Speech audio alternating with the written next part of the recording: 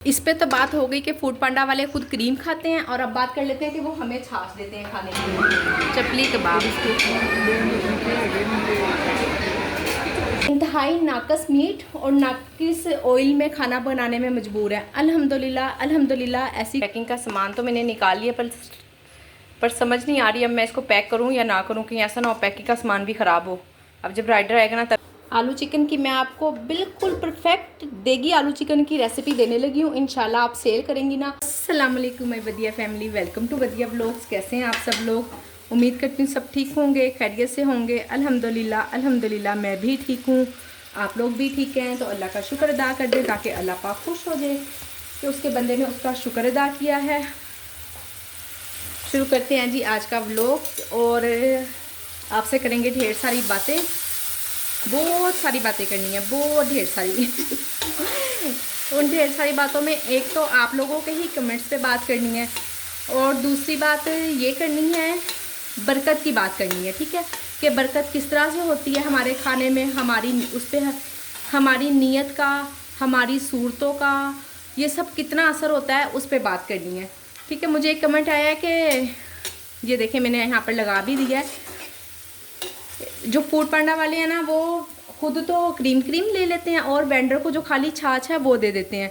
ठीक है जी, अगर वो क्रीम रख लेते हैं और वेंडर को छाछ दे देते हैं, वेंडर को भी पता है कि वो क्या काम कर रहे हैं और क्रीम रखने वालों को भी पता है कि वो क्या काम कर रहे हैं, कितना काम कर रहे हैं। ठीक है ना, अगर वो हमसे 33% रखते हैं ना, उसमें वो हमें देखें कितना कुछ दे रहे हैं। डिलीवरी चार्जेस हमसे नहीं जाते, वेंडर से बिल्कुल नहीं जाते। डिलीवरी चार्जेस वो पे करता है जिसने खाना मंगाया हुआ है। अगर हमारा 33% जाता है तो उसमें हमने एक तो घर बैठे खाना सेल कर दिया, कितना बड़ा प्रॉफिट है। और फिर हमारा कभी ऑर्डर कैंसिल हो जाता है तो उसकी हमें हाफ़ पेमेंट मिलती है, हर सूरत मिलती है, किसी भी वजह से हो जाए। सिर्फ एक हमारी अपनी ज़ाती वजह नहीं होनी चाहिए, फूड पांडा की कोई भी वजह हो जाए, राइडर नहीं आया, आगे से क्लाइंट ने इनकार कर दिया कि हमने खाना नहीं ले लिया, नहीं लेना, किसी ने बेल बजाई, गेट नहीं खोला, फ़ोन नहीं पिक किया, किसी भी वजह से हो, तो बारिश हो रही हो, ये सब हमारा कसूर नहीं है। ये सब इस वजह से जो भी ऑर्डर कैंसिल होता है तो वो फूड पांडा हमें पे करता है। 33% रखने का हकदार है, बिल्कुल है, आप लोग भी मानते हैं इस चीज़ को। और फिर इसके अलावा हमें कोई भी छोटा मोटा कोई भी मसला होता है ना, तो हम फ़ौरन से पहले हेल्पलाइन पे फ़ोन करते हैं और हमें फ़ौरन रिप्लाई मिलता है। बिल्कुल जो लोग काम कर रही हैं वो बड़ी अच्छी तरह से जानती हैं कि हम जब भी हेल्पलाइन पे कॉल करते हैं हमें फ़ौरन से पहले रिप्लाई आता है, हमसे बात की जाती है, चैट होती है हमारी मुकम्मल, हमें सेटिस्फाई किया जाता है। ठीक हो गया। और दूसरी बात यह है कि पेमेंट उन्होंने फर्स्ट डे से ही बताया हुआ है, पेमेंट हमें ट्यूसडे वाले दिन मिलेगी, तो वो हमें उसी दिन मिल ही जाती है, चाहे रात को 12 बजे से 2 मिनट पहले मिल जाए, ट्यूसडे वाले दिन हमें पेमेंट मिल जाती है। ठीक है, कोई ऐसा इशू नहीं है, वो हमारे बिल्कुल 1% भी ज़्यादा नहीं रखते। हाँ जी, अगर कोई हमने चार्जेस लगाए हुए हैं, चार्जेस या मेरा मतलब ऑफ लगवाया हुआ है, या हमने कोई भी ऑफ़र लगवाई हुई है, वो सब हमारी मर्ज़ी से, फूड पांडा अपनी मर्ज़ी से बिल्कुल कोई काम नहीं करता। हमारी परमिशन होती है वो तभी ऑफ लगता है। वहाँ पर मैनेजर है वो थोड़े से ढीठ किस्म के हैं, अब पता नहीं, मैं कुछ कह नहीं सकती हूँ कि वो क्या वजह है। मे भी कि वाकई में ये रियलिटी है कि वो कहते हैं कि हमारे पास इतने सारे 100 से भी अबाव पता नहीं कितने कितने कह देते हैं, 500 200 इतने वेंडर हमारे अंडर आते हैं, तो हम इसलिए हमें टाइम लग जाता है हर एक की बात सुनने का। ये मेरे बिल्कुल नहीं हम जानते, बल्कि कोई भी वेंडर जो हम मेरे जैसी होम शेफ काम कर रही है बिल्कुल नहीं जानती कि वाकई में ये रियलिटी है, नई रियलिटी है। बहरहाल देर सवेर वो भी हमें रिप्लाई करते हैं। हमें अगर एक दिन फूड पांडा वालों की तरफ से ऑर्डर ना आए तो हमें सेल्फ ऑर्डर भी, कोई सेल्फ ऑर्डर ये कह लें या प्राइवेट ऑर्डर कह लें, जो भी आप कहती हैं, मैं सेल्फ ऑर्डर कह देती हूँ, तो बहुत सारे लोग मेरी गलती निकालते हैं इस बात पे। खैर वो मेरी आदत बन गई है, कोई मसला नहीं, हटा लूँगी इंशाल्लाह। ठीक हो गया। सब लोग कहते हैं कि प्राइवेट ऑर्डर भी फिर हमें नहीं आते हैं। फूड पांडा पे हमने जितने भी पैसे लगाए हुए हैं हमने सब अपनी मर्ज़ी से लगाए हुए हैं, बिल्कुल इसमें फूड पांडा का कोई अमल दखल नहीं है। चाहे हमने एक 100 रुपये की चीज़ रखी हुई है, चाहे हमने 1000 रुपये की चीज़ रखी हुई है, वो बिकती है नहीं बिकती, हमारी सेल होती है नहीं होती, ये हमारा अपना हेडेक है। हम चाहें तो उसकी प्राइस कम कर सकते हैं, हम चाहें तो उसके प्राइस बढ़ा सकते हैं। इसमें फूड पांडा वाले बिल्कुल भी कुछ नहीं कहते हैं कि आपने प्राइस को कम किया है, ज़्यादा किया है। हाँ ठीक है, जब हम मैनेजर से कहते हैं कि हमारी सेल नहीं हो रही या कोई ये ऐसी वजह है, तो वो फिर कहती हैं प्राइस कम करें या ऑफर लगवाएं, वो एक अलग टॉपिक है, वो हम पे डिपेंड करता है, हम करें चाहे ना करें। ऑर्डर तो आप लोगों को दिखाया ही नहीं है। इस पे तो बात हो गई कि फूड पांडा वाले खुद क्रीम खाते हैं, और अब बात कर लेते हैं कि वो हमें छाछ देते हैं खाने के लिए। ठीक हो गया, और छाछ देते हैं, या दूसरा टॉपिक उनका ये था कि फूड जितने भी वेंडर हैं सब लोग इंतहाई नाकस मीट और नाकिस ऑयल में खाना बनाने में मजबूर है। अल्हम्दुलिल्लाह अल्हम्दुलिल्लाह ऐसी कोई बात नहीं है, हमारी कोई मजबूरी नहीं है कि हम लोग गंदा खाना बनाएं, हम बिस्मिल्लाह पढ़ के ना खाना पकाएं। इस तरह का हमारी कोई भी मजबूरी नहीं है। जितने भी मैं रिलेट करती हूँ कि मेरे पास 100 लोग हैं मेरे ग्रुप में, जिन लोगों को मैं जानती हूँ, जिनसे मेरी बात होती है, या बिल्कुल कोई एक भी ऐसा नहीं है कि वो कहे कि हम ना खुश हैं इस काम से। अगर वो कोई काम छोड़ना चाह रही हैं, वो इस वजह से कोई सिलाई करती है, वो कह रही है कि जी आप जब एक काम कर रहे होते हैं ना, उसको साथ साथ दूसरे काम को अकेले से लेकर चलना, या तो कोई हेल्पर हो ना साथ में, कोई घर का फर्द हो। और हेल्पर अगर आप कहें ना कि हम मेड रख लेते हैं, या वो बिल्कुल सिंसियर होकर काम नहीं करती। मैंने भी बड़ी मेड रखी है, ये मेरे पास सिर्फ 2-3 माह से मेड नहीं है, अदरवाइज़ हमेशा अल्हम्दुलिल्लाह से मेड रही है, सिर्फ इसलिए कि सिंसियर होकर काम नहीं करती हैं। बर्तन धोती हैं तो वो इतने गंदे धोती हैं कि उनको दोबारा मुझे खुद धोना पड़ता है। उससे ज़्यादा 100 दर्जे मेरी छोटी छोटी सी बेटी हैं, 7th क्लास की बेटी है मेरी, 9th क्लास की है। चले बहुत छोटी ना सही, बहरहाल छोटी है ना, कौन सा कोई वो घर तो नहीं ना संभाल सकती। 8th 9th क्लास की बच्चियाँ घर नहीं संभाल सकती हैं 7th क्लास की, तो सॉरी 6th क्लास में एक बेटी है और एक 9th में है। तो वो अगर उनसे कहा जाए जी वो बड़े बड़े बर्तन धो लें, काम कर लें, उस सफाई से तो नहीं कर सकती जिस तरह से मैं करती हूँ। मेड है तो वो भी इस तरह ही गंदा मंदा काम कर लेती है। उससे बेहतर है कि मैं अपनी बेटियों को ही अपने साथ लगाती हूँ, और वो जैसा भी काम करती है मुझे पता होता है कि मेरी बेटी ने किया है, मैं उसको समझाती हूँ, उसको सिखाती हूँ, तो मुझे इसका कोई ना कोई इंशाल्लाह बेनिफिट मिलेगा। मेरी बेटी की तरबियत हो रही है, वो सीख रही है। मेड का मुझे कोई बेनिफिट नहीं है सिवाय इसके कि मेरे पास से पैसे जाएँ। फिर वापस आती हूँ कि जो लोग काम छोड़ना चाह रही हैं, वो सिर्फ इसलिए छोड़ रही हैं कि वो कोई और काम कर रही हैं, उनको सूट करता है कि हम वो ही कर लें। और बेहतर है कि जिसमें आपका हाथ ज़्यादा सही या आपको ज़्यादा प्रॉफिट हो जाता है, इंसान को वही काम करना चाहिए। मैं बिल्कुल भी इस हक में नहीं, इवन कि मैं अपने हस्बैंड से भी कहती हूँ, वो कभी अपना बिजनेस चेंज करना चाहते हैं, मैं कहती हूँ देखें जिस काम में आपको एक्सपीरियंस नहीं है ना, उसमें सीधा सीधा नुकसान है। मुझे फूड के काम में एक्सपीरियंस है, मुझे पता है कि एक्सपीरियंस ना भी हो, हर एक औरत को एक्सपीरियंस ही होता है ना उसके घर का, उसको पता है वो अपना घर चला सकती है, कैसे चलाती है, कैसे मैनेज करती है। ये काम तो औरत को होता ही है, ये कुछ सीखने की ज़रूरत नहीं होती। कहना ये चाह रही हूँ कि हम किसी तरह से भी ये हक नहीं रखते कि हम कहें कि आप गंदा खाना पका रही हैं। हम लोग होटल से खाना लेने जाते हैं, वो लोग बिल्कुल नहीं दिखाते हैं कि अंदर बहुत बड़े बड़े होटल हैं, जो लोग वाकई में सिंसियर होकर सफाई से काम कर रहे हैं, वो ज़रूर अपना किचन दिखा देते हैं, फिर वो उस तरह के चार्जेस भी लेते हैं। ठीक है ना, तो हम भी अगर अपना किचन दिखा रहे हैं, काम कर रहे हैं, तो हमारे चार्जेस भी उसी तरह के हैं। और अल्हम्दुलिल्लाह जो लोग खाना मंगवाते हैं, जिनको पता है वो लोग पे करते हैं, उन्हें बड़ी अच्छी तरह से अंदाज़ा है कि मेरे पास खाना किस तरह से आया था, मैंने पे किया है इसका, मुझे उसका नेमल बदल में वो चीज़ मिली है कि नहीं मिली। अदरवाइज़ देख रहे हैं रिपीट हमें क्यों ऑर्डर आए, सिर्फ इसीलिए आते हैं ना कि उनको क्वालिटी क्वांटिटी हर चीज़ का पता होता है। तो आप बिल्कुल ये कहने का हक नहीं रखती हैं कि वेंडर गंदा खाना पका रहा है, नाउज़बिल्लाह अस्तगफिरुल्लाह, खाने को ख़राब कहना, या लो क्वालिटी वो ऑयल मीट यूज़ कर रहा है, ऐसा कुछ नहीं है। मैं आपको बिल्कुल भी क्लैरिफिकेशन नहीं देना चाहती हूँ, पर ये एक कमेंट है। मैं यहाँ सोशल मीडिया पे हूँ, बहुत सारे लोगों की मुझसे उम्मीदें जुड़ी हुई हैं, मुझे देख के लोग काम कर रहे हैं, हिम्मत पकड़ते हैं। बहुत सारी बहनें ऐसी हैं जो मुझे कहती हैं कि उन्होंने मुझसे बहुत कुछ सीखा, और ये बस उनका बड़ापन है कि उन्होंने मुझसे सीखा। अदरवाइज़ हर कोई अपने घर में माशाल्लाह से शहज़ादियाँ हैं, अपने घर में समझदार हैं, सब कुछ, ऐसी कोई बात नहीं है कि वो मुझसे सीख, बस एक आइडिया होता है छोटा सा, सीखते हम खुद से ही हैं। मैंने कई मरतबा ये बात कही है कि आइडिया होता है, हम आइडिया ले लेते हैं, करना तो हमने अपने हाथ से ही ना, किसी ने तो नहीं करके दे देना हमें। जो लोग भी इस तरह के कमेंट करते हैं ना, मैं बिल्कुल भी कोई कमेंट को डिलीट नहीं करती हूँ। सब कमेंट सामने तो खुद ब खुद कोई डिलीट कर दे तो वो एक अलहदा बात है, मैं कभी डिलीट नहीं करती हूँ। वो इसलिए कि हर इंसान को ना उसकी किसी भी काम के प्रॉफिट भी, उसका फ़ायदा भी, और उसके साइड इफ़ेक्ट भी, उसका नुकसान भी सब पता होना चाहिए। और वो देखें ना, नफ़ा नुकसान हर कारोबार में है। मुझे किसी चीज़ से प्रॉफिट होता है, किसी से नहीं होता, तो मुझे पता है कि अब देखें ना, मैंने 3 चीज़ें मैंने अभी ऑर्डर में है, अगर इनमें से किसी एक चीज़ पे मुझे प्रॉफिट नहीं भी हुआ तो ठीक है जी, कोई बात नहीं, बाकी जो 2 चीज़ें सेल हुई हैं उनमें तो प्रॉफिट हुआ है ना। तो इसलिए आप लोग बिल्कुल इस तरह की कोई बात ना किया करें। ये सोशल मीडिया प्लेटफॉर्म है, यहाँ पे बहुत सारे लोग हिम्मत पकड़ते हैं, देखते हैं, और कोई डीमोटिवेट हो जाता है, कोई मोटिवेट हो जाता है। तो देखें, अगर हम किसी के लिए आसानी नहीं ना कर सकते तो हम ये भी हक नहीं रखते कि हम दूसरे के और डीमोटिवेट करें, उसके लिए मुश्किलात पैदा करें और वो ये समझे कि मैं ये काम नहीं कर सकता हूँ, ये मेरे बस में का काम नहीं है, या कोई देख के मेरा कमेंट ये पढ़ के कहे कि वो तो गंदा खाना बना रही है तो इसलिए उसका खाना सेल भी हो रहा है और उसको प्रॉफिट भी हो रहा है और वो तो लगी हुई है, कर रही है। तो बहुत सारे लोग कर रहे हैं, मैं अकेली नहीं हूँ, बस हर कोई नहीं दिखा सकता है। बहुत सारे मुझे कमेंट ऐसे भी आते हैं, मेरी बहनें कहती हैं कि मैं भी बहुत टाइम से काम कर रही हूँ, मुझे भी बहुत कुछ आता है, मैं भी बड़ा अच्छा काम कर रही हूँ, पर मैं वीडियो नहीं बना सकती। ये भी हर इंसान के पास टैलेंट नहीं होता है, किसी किसी के पास होता है, कोई कोई दिखा सकता है। जो लोग नहीं दिखा सकता है, जिसको नहीं आता है, आजकल YouTube पे इतना कुछ पड़ा हुआ है ना, आप YouTube से सीख सकती हैं। अगर हम नहीं भी सीख सकते, अब जैसे मेरे बच्चे हैं, माशाल्लाह से मैट्रिक कर लिया बेटे ने, बेटी ने 9th क्लास में है। आजकल के बच्चे माशाल्लाह से इतने एक्सपीरियंस, मेरी बेटी है ना जो बेटे की निस्बत वो नहीं इतना इंटरेस्ट लेता, अल्हम्दुलिल्लाह से मेरी बेटी सारी एडिटिंग कर लेती है, सब कुछ कर लेती है। अगर किसी दिन वीडियो नहीं भी बना पाती ना, मैं या मेरे हस्बैंड, तो वो बना लेती है, हम उसके ज़िम्मे लगा लेते हैं ये काम तुमने करना है। तो फिर ज़ाहिर आजकल आज लास्ट पेपर था, दुआ करें बच्चों के लिए, अल्लाह पाक उनको कामयाब करे। हम सारा दिन घर के कामकाज करती हैं, बहुत सारे लोगों से बातें करती हैं, मैं भी फ़ोन करती हूँ, सबको करती हूँ, अपनी नंद को करती हूँ, बहनों को करती हूँ, पूरी फैमिली में सबसे मेरी भी बात होती है। हमसे कोई ना कोई चुगली भी हो जाती है, कोई बुराई भी हो जाती है। हम सारा दिन नमाज़ भी पढ़ते हैं, और पता नहीं हमारी ये नमाज़, अब हम नमाज़ तो पढ़ते हैं पर ये तो अल्लाह जानता है कि वो कबूल हुई है या नहीं हुई।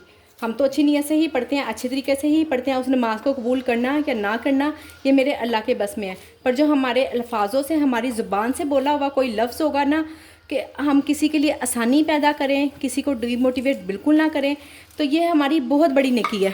ये नेकी हमारी किसी सूरत भी जाएगा नहीं जाएगी इंशाल्लाह, इसका हमें नेमल बदल मिलेगा ही। अल्लाह पाक कहता है मैं सब कुछ माफ़ कर दूंगा पर हकूक़ुल इबाद माफ़ नहीं करूंगा, इंसानों के हकूक़ बिल्कुल माफ़ नहीं होंगे।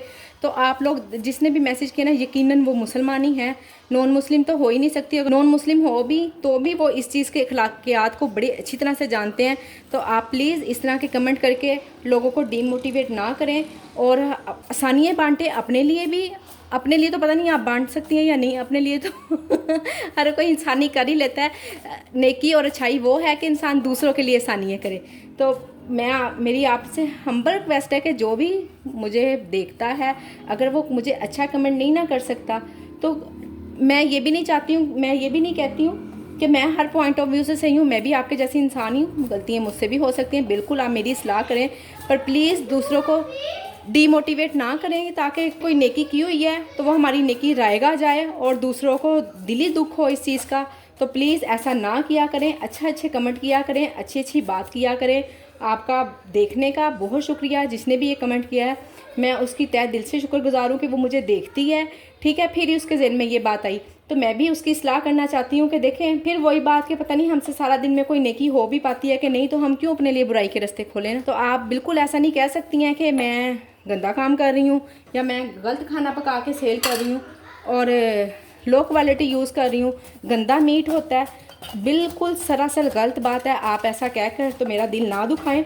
और बिला वजह ना, मेरे साथ साथ और भी बहुत सारे लोग हैं जो काम कर रहे हैं और जो मुझे देखते हैं और जो काम करना चाहते हैं देखकर, जिन्होंने अभी तक काम स्टार्ट नहीं किया है, मैं उनको मोटिवेट कर रही हूँ और वो मुझे देख के हिम्मत पकड़ रही हैं। और बड़ी ही अच्छी बात है कि आप देखें ना, मैंने पिछली वीडियो में आप लोगों को बताया कि मेरे पास जितने पैसे आए थे मैंने उनका किस तरह से इस्तेमाल किया और किस तरह से मैं समझदारी से लेकर अपने घर को और फूड पांडा को दोनों को चली हूँ, ताकि जितने भी पैसे आए हैं, कम आए हैं, ज़्यादा आए हैं, मैं इसको मैनेज करूँ। ये मैनेज करना औरत का काम होता है और अल्हम्दुलिल्लाह अल्लाह ने हमें इतनी सलाहियतें रखी हैं कि हम उसको बड़ी ही अच्छी तरह से मैनेज कर लेते हैं। अल्लाह का बहुत शुक्र है।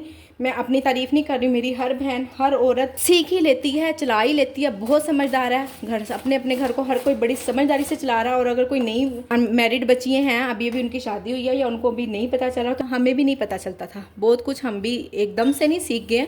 आहिस्ता आहिस्ता घर चलाना भी एक आर्ट है और ये भी आहिस्ता आहिस्ता ही आता है। ऐसी बात नहीं है कि हम आज एक दिन में छोटी सी बच्ची की शादी करें और उसको कहो चलो जी जाओ जाके घर संभालो और बड़ी समझदारी से। ठीक है, अच्छी बात है अगर बच्चियाँ पढ़ लिख गई हैं, समझदार हैं, कर भी लेती हैं, पर फिर भी एक एक्सपीरियंस औरत में, एक बड़ी औरत में और बच्ची में बड़ा फ़र्क है। तो इसलिए मैं आपसे कह रही हूँ कि हर बहन ही बड़ी अच्छी तरीके से अपने घर को चला रही है, बड़ी समझदारी से। तो आप किसी को डीमोटिवेट ना करें। पैसे कम आते हैं ज़्यादा आते हैं, मेरी आप सब बहनों से रिक्वेस्ट है कि हम अपने घर को चला सकते हैं। ऐसी कोई बात नहीं है कि आप कमेंट पढ़ के या किसी और को इस तरह से देख के बिल्कुल डीमोटिवेट ना हो। हम कर सकते हैं, हम हर काम अल्हम्दुलिल्लाह से कर सकते हैं। अल्लाह ने हमें इतनी सलाहियतें दी हैं कि हम बच्चे पैदा करके बच्चों को पाल सकते हैं, उन्हें स्टैंड कर सकते हैं। तो हम ये छोटे मोटे काम तो हमारे लिए कुछ है ही नहीं, अल्हम्दुलिल्लाह हम कर सकते हैं। कोई भी ना इस तरह से होटल वगैरह खाना नहीं बनाते हैं कि उन्होंने बना लिया है, सुबह का बना के रखा होता है, शाम तक वो वही सेल करते हैं। हमें एक प्लेट का भी ऑर्डर आए तो अल्हम्दुलिल्लाह हम एक प्लेट ही रेडी करते हैं। हमें थोड़ी सी एक सलाद का ऑर्डर आए तो हम उसी वक्त ही इतनी फ़्रेश बनाते हैं, इतनी फ़्रेश काटते हैं अल्हम्दुलिल्लाह। तो आपके कमेंट करने से मैं बिल्कुल मैं अपनी किसी बहन को भी डीमोटिवेट नहीं होने दूंगी। आपसे ख़त्म करती हूँ इस टॉपिक को। आपसे भी रिक्वेस्ट है कि प्लीज़ किसी को भी डीमोटिवेट ना करें, सिर्फ इसी काम में नहीं, कहीं भी आपके घर में आसपास, यकीनन आप भी मैरिड होंगी, ससुराल में रहती होंगी, आपके आसपास बहुत सारे लोग होंगे, तो आसानियाँ करें अपनी नंदों के लिए भी और अपनी भाभीयों के लिए भी। इंशाल्लाह उनके दिलों से बहुत दुआएं निकलेंगी आपके लिए, आपको किसी और की दुआ की ज़रूरत ही नहीं पड़ेगी। ये देखें जी, ऑर्डर मैं अभी बना रही थी, मेरे पास टाइम भी था और राइडर ने कहीं पिक कर लिया है। और अभी चाय भी बन रही है, चावल भी बन रहे हैं।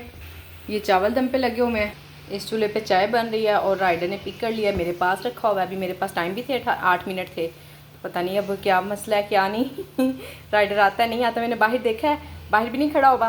पैकिंग का सामान तो मैंने निकाल लिया, पर समझ नहीं आ रही अब मैं इसको पैक करूं या ना करूं, कहीं ऐसा ना हो पैकिंग का सामान भी ख़राब हो। अब जब राइडर आएगा ना तभी पैक करूंगी। देखें कोई नहीं आया होगा राइडर, अक्सर ना उधर दरख्त के नीचे खड़े होते हैं या गेट के आगे आके खड़े हो जाते हैं।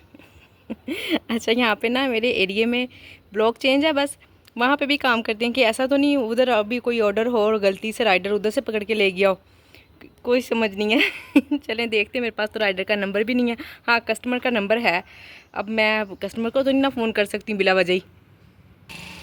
खैर चलें, हम नमाज़ पढ़ते हैं असर की, जो होगा देखा जाएगा। ये देखें कंप्लीट की ऑप्शन भी आ गई है, पता नहीं क्या है, कंप्लीट भी हो गया अब तो। जादू हो गया। ये रही चाय, दाल मैंने बंद कर दी थी, बाकी ये देखें कप खाली ही रखा हुआ यहीं, और राइस भी मैंने नहीं पैक किए। राइस का भी अभी मैंने ढक्कन हटाया, वैसे का वैसे ही है, बिल्कुल नहीं छेड़ा हुआ। आपके साथ कभी ऐसा जादू हुआ है, ऑर्डर भी आपके पास रह जाए, कंप्लीट भी हो जाए और सब कुछ? वाह भाई वाह। देखा ना, मेरे साथ जादू हो गया है। नहीं जी नहीं, कोई जादू नहीं हुआ, आ गया राइडर। वो कह रहा मेरा फर्स्ट डे था, मुझे पता नहीं चला, उसने डिलीवरी वो पिक भी कर लिया और डिलीवर भी कर दिया। तो उसको समझ नहीं आ रही, अब उसकी राइडर उससे बात हो गई, जब उसने डिलीवर किया ना तब उसके पास कस्टमर का नंबर आया है, तो फिर उसने कस्टमर से बात की है। कस्टमर ने कहा है कि आपने मुझे ऑर्डर लाजमी पहुंचाना है, 10 मिनट लेट भी हो जाए तो कोई मसला नहीं, ऑर्डर पहुंचा दें आप। तो मैंने कहा चले मैं देती हूँ आपको। आलू चिकन की मैं आपको बिल्कुल परफेक्ट देगी आलू चिकन की रेसिपी देने लगी हूँ। इंशाल्लाह आप सेल करेंगी ना तो आपको बिल्कुल पूरे 5 स्टार मिलेंगे। मुझे कड़ी पे अल्हम्दुलिल्लाह 5 स्टार मिले, मैं 3-4 बार मैं आप लोगों से शेयर करती हूँ वो भी। अच्छा जी, पहले तो ये देख लें जो सा मैं गंदा सा चिकन इस्तेमाल कर रही हूँ, 1 किलो चिकन है, ठीक हो गया। और दूसरा प्याज मैंने कितने लिए हैं जी, प्याज तकरीबन ये 200 ग्राम प्याज है, ठीक हो गया। और टमाटर भी 200 ग्राम है। टमाटर और प्याज की एक जितनी क्वांटिटी है आपको याद रहेगा। और दही थोड़ा सा लिया है मैंने, तकरीबन कह लें 50 ग्राम है या बस 50 ग्राम ही है, इससे ज़्यादा नहीं है। नमक, मिर्च, हल्दी, धनिया, और ये है जी कौरमा मसाला, इसके 2 चम्मच लिए हैं, 1 बड़ी इलायची, 1 छोटी इलायची और ज़ीरा, ठीक। ये सारे मसाले साथ में, ये लहसुन अदरक साथ पड़ा हुआ है, 2 चम्मच इसके डालूँगी। और रेसिपी स्टार्ट करते हैं। चलें 1 मिनट। ये ऑयल जितना भी आप अपने एक सालन के लिए ऑयल लेती हैं ना, उससे अगर आपने तरी निकालनी है तो थोड़ा सा ज़्यादा ले लें, अगर नहीं निकालनी तो बस उतना ही जितना आप नॉर्मल सालन के लिए लेती हैं। प्याज बस हल्का हल्का सा सुर्ख हो गया, इससे ज़्यादा करेंगे ना तो साथ में हमने चिकन भी फ्राई करना है तो वो फिर जल जाएगा, बस इतना काफ़ी है, जलाना नहीं है।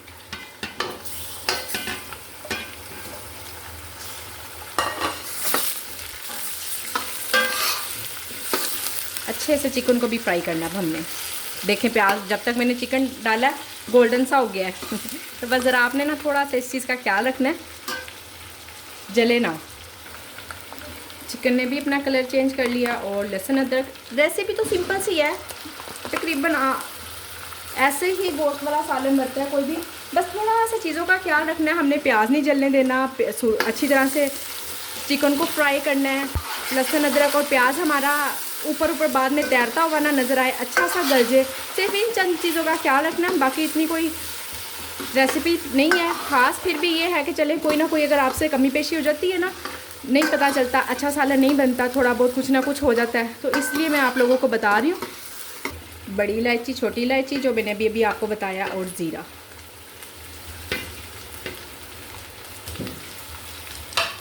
इसे भी अच्छी तरह से ऑयल में कड़कड़ा लेंगे। 2 मिनट के बाद फिर मैं इसमें टमाटर और बाकी सारे मसाले डाल दूँगी।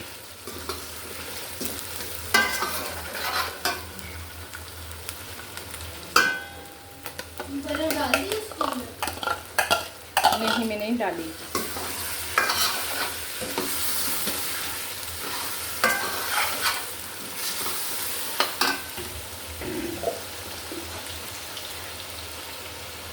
आलू चिकन बना रहे हैं और आलू मैंने छीले नहीं है और आपको बताया भी नहीं, रेसिपी बता दिया कि हम आलू चिकन बना रहे हैं। आलू अभी तक मैंने छीले नहीं है। खैर ½ kg आलू लूँगी उसके लिए और फिर उसको छीलते हैं। छीलने के बाद जितने भी रह जाएंगे, अभी ½ kg लेने हैं। थोड़ा सा पानी डाल के चिकन भी गलने के लिए रख देंगे। बस इतना ही डालना है, इससे ज़्यादा पानी नहीं डालना है, बस मसाले गल जाएँ। फिर आपको पता है दही भी डालना है, उसने भी पानी छोड़ना है फिर, तो इतना ज़्यादा हलवा तो बनाना नहीं है चिकन को हमने। ये लीजिए, अब ढक्कन ढक के तो इसको पकने के लिए रख देना। ये देखें जी, मसाला इसमें अच्छी तरह से गल चुका हुआ है। देखें कोई मोटा मोटा मसाला नहीं है।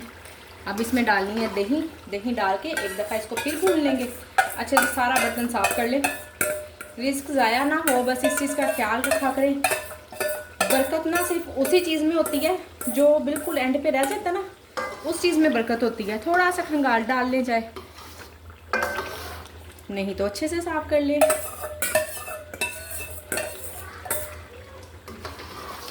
2-4 मिनट अभी मज़ीद लगेंगे इसको भूनने में। ये लीजिए, मसाले ने फिर से ऑयल छोड़ दिया। मैं आलू काटने में लगी हुई थी, देखा ना नीचे से चाहे लग जाना था। अच्छा खासा मसाला भुन गया हुआ है।